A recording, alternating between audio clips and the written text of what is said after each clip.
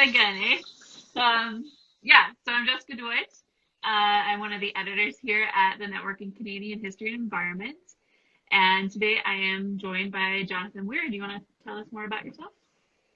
Yeah, sure. I am currently an adjunct professor at George Brown College in Toronto. Excuse me. Um, I teach labor studies and Toronto history. Um, and, this article is about a time in my past when I was a costumed historical interpreter at Lower Fort Garry National Historic Site. Awesome. Yeah, Excuse me. so as you mentioned, this is about, I invited you here today because of your niche article, Reminiscences of a Make-Believe Mid-19th Century Hudson's Bay Company Laborer. And this was part of our HBC 350 series that Blair Stein edited for us last year. So that was 2020 marked the 350th year of the Hudson's Bay Company. So this series was organized to celebrate. I wouldn't say celebrate. Analyze that is more a better term for it. So I thought maybe we'd start off by just having us tell us about how you became his costume historical interpreter at Lower Fort Garry and what that job entailed. I guess it's an interesting, I don't know, bit of Canadian federal government information. There's a program called the Federal Student Work Experience Program. It still exists. I think it comes from the 1980s, probably. And basically, the goal is to hire full-time post-secondary students for jobs with the federal government that is in their field of study, will contribute to their future career. I think a lot of the hiring is done for summer positions, but it's a year-round program. You can work with any number of government agencies, government ministries. My understanding is that Parks Canada is one of the larger employers within FSWEP, especially for seasonal workers. So a lot of the staff you'll meet at a National Historic Site in the summer, in the federal national park system, especially in the summer, these will be students hired through federal student work experience. And it's sort of a weird thing. You put in sort of a general application, and then the government department or agency that's looking for workers will look for a match. You'll get notified. You can accept the job. If I remember correctly, all it was for me was sort of a short phone interview before getting hired, and then I was told to show up, 2 days later to get fitted into period costume. And so it was a really great experience for me. It gave me really good actual experience sort of doing public history before I even knew that I was going to be a historian. So this was when I was doing an undergraduate, degree in history. And basically we populated Lower Fort Garry. We took on these roles as fur trade workers, as HBC management, interpreting and portraying Lower Fort Garry in 1850, effectively, or around 1850, somewhere, in the late 1840s, early 1850s. So our job, partly was to answer questions from visitors. We could sort of role play as if we were, the actual person we were interpreting. In my case, it was a Hudson's Bay Company laborer named Patrick Gunn the first year I was there, and then the second year it was another laborer named Thomas Gardner. But you'd also break character, right? Somebody would say, well, tell me about this, and you say, well, over the course of the Hudson's Bay Company's long history, this, and this, right? So you would sort of play it both ways, and you could do like little interactions with other staff there. In my second year as Thomas Gardner. There was another staff member who was portraying a woman named Nancy Fiddler, and Thomas Gardner and Nancy Fiddler married and sort of were the antecedents of a whole clan of Manitoba, descendants of Hudson's Bay Company laborers. So you'd have that opportunity. And then we were also basically kind of like security guards, so a lot of these rooms would have like actual artifacts. And so part of our role was also to sort of make sure that the artifacts were protected and preserved, and that people could, look at them, without touching them or taking them away. So it was kind of a bunch of different jobs. Basically, the idea was that we were to be, the active population of Lower Fort Garry, and present this history to visitors. Cool. I like you pointing out the security guard aspect. That's not something that I've ever really thought of, but that really makes sense that part of an interpreter's job is just to be there, right? And Yeah. to be a presence Well, it around was for. interesting because we'd have like certain posts that we'd be assigned Mhm. to within Lower Fort Garry, and there were ones that like always had to have somebody there, and it's because there were Yeah, like valuable historic artifacts, as cool. part of that interpretation. Yeah, cool. So, uh, in your article, you talk about how the austerity of the Canadian federal government during the mid 90s and late 90s and the resulting cuts to Parks Canada affected the way that history was portrayed at Lower Fort Garry. So I thought maybe we could talk about what this connection was and what how it did affect how history was portrayed. Yeah, it's interesting. Like, I actually thought a lot about this, and I talked a lot about this with my friend Des, who's also a professional historian who worked there at the same time I was there, Mm-hmm. and he remembered it a little bit differently. But what I remembered was, well, when we were there, it was like sort of right at the beginning, right? We were there like 98 to 2000, and we would hear from older members of the staff who'd been there multiple years, who were in sort of semi-supervisory positions, about sort of the good old days of the late 1980s and the early 1990s when there was a lot of money. And what that meant was that the staff was quite a bit larger. So there were more Mm-hmm. historical interpreters. That meant that there were more opportunities sort of for more active interpretation. So we were quite limited. There always had to be somebody at each one of these posts. And so we couldn't really like move through the space of Lower Fort Garry. We couldn't really do these sort of interactions. In the summer when some of the guides who would guide school groups didn't have to do that. They would come and join us in costume, and we would do sort of these little plays about these issues within, fur trade society.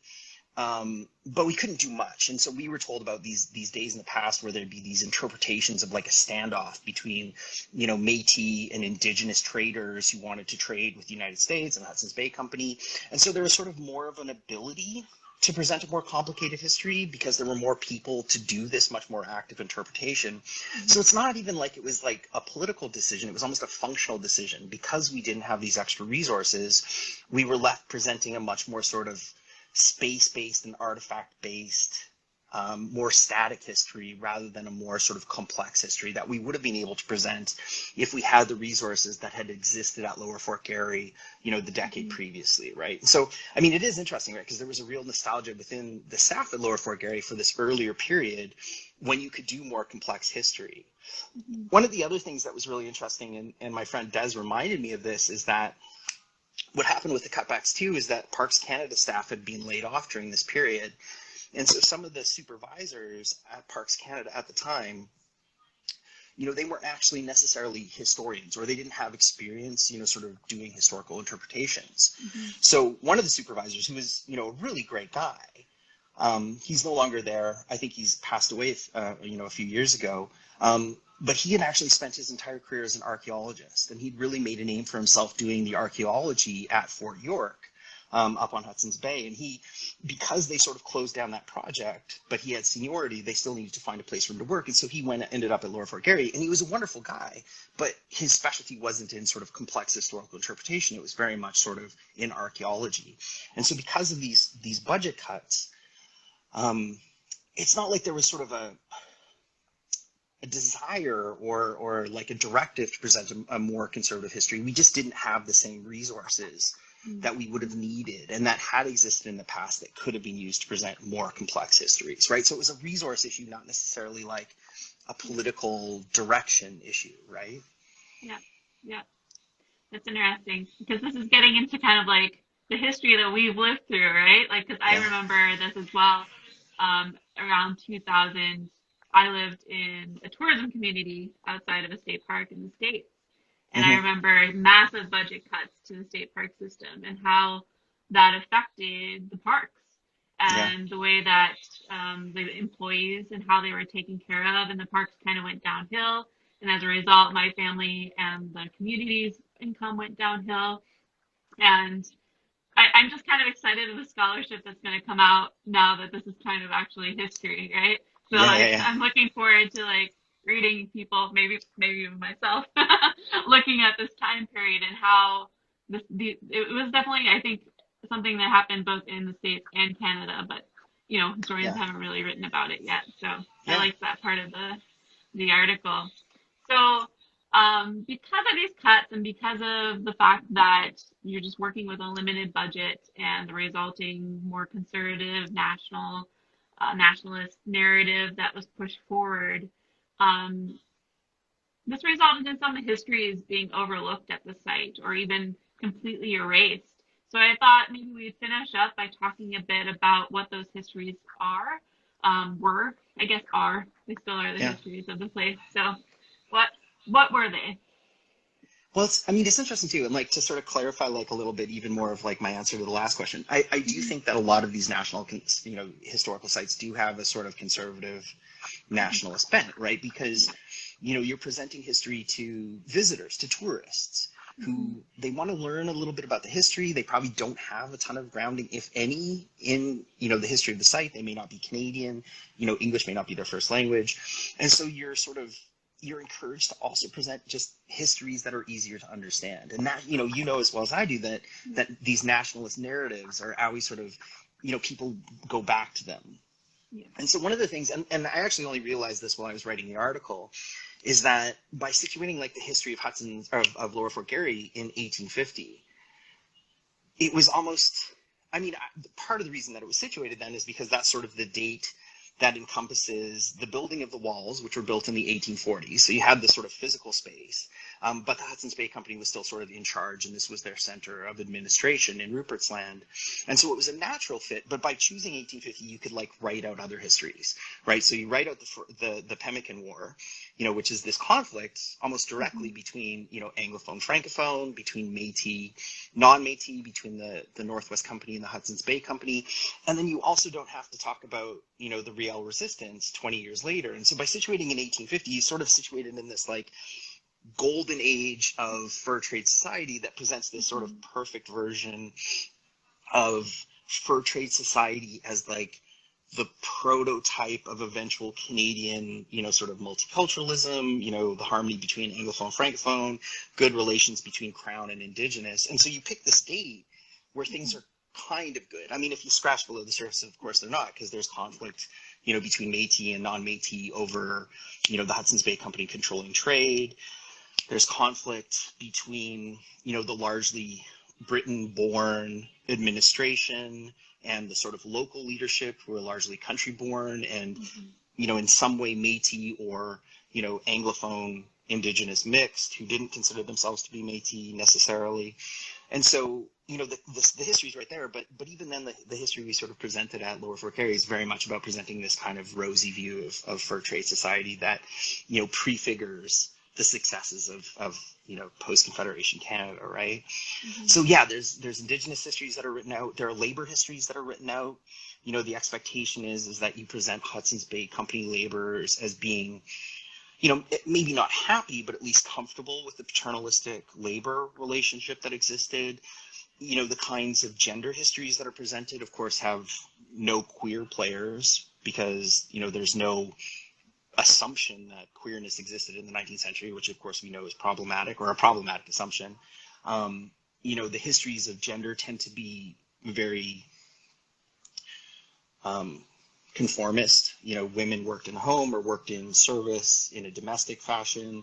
Men mhm, worked for the Hudson's Bay Company, whether as management or labor. And I mean, there's historical record, of course, of women who worked for the Hudson's Bay Company who presented as men their entire career there, right? And we know those histories exist, but of course, it's too complex, or it was perceived as too complex. Um, problematic histories of race, an assumption of sort of monolithic racial identities, either, white British Isles, Hudson's Bay Company labor, or local Indigenous or Métis. So all these sort of like interesting histories we couldn't really talk about. And partly too, most of us were undergraduates. We didn't know necessarily. We sort of had a fairly basic knowledge And we were encouraged to learn more about Hudson's Bay Company and Fur Trade Society history, but we were still very sort of, inexperienced in understanding the complexities of our future discipline, right? Yeah. It's an interesting exercise looking back at those moments when we were undergrads or high schoolers and Well, going back with a little bit more and knowledge. yeah, and we got like bits of it, like, you know, a number of us had taken courses like at University of Winnipeg or University of Manitoba. We'd read books Mhm. like Edith Burley's book about labor in the Hudson's Bay Company or Jennifer Brown's book on, gender in the Mhm. Hudson's Bay Company. And so we sort of had an idea. We would kind of try sometimes, but, there wasn't a ton of support. And, really, when it came down to it, there was really sort of this emphasis on, the nation building history of Lower Fort Garry, as there so often is, right? Yeah. Yeah. Well, I really enjoyed this article, and I want to thank you for writing it and joining us today. I encourage everyone to check it out. And like, if any of you in the audience have had an experience with being an historical interpreter, please like comment on the article, get a discussion going. That's always great. Yeah, thank you for joining me today. Yeah, and also thanks so much to you, Jessica, for organizing this, and thanks so much to Blair for organizing the series. I really enjoyed working with Blair. Blair is a great editor, and we had a great, time doing this. Also, if anybody has any experiences of this, some of me and some of my other former colleagues who are now active historians have sort of talked a little bit about maybe it would be a really interesting panel for a conference to put something together on, our own experiences as historical interpreters. So if there's somebody out there who's also a historian who's done the historical interpretation thing, let me know, because I think it might be kind of a cool, somewhat different academic panel to have. What were our reminiscences or what our experiences of historical interpretation were. Yep, I love that idea.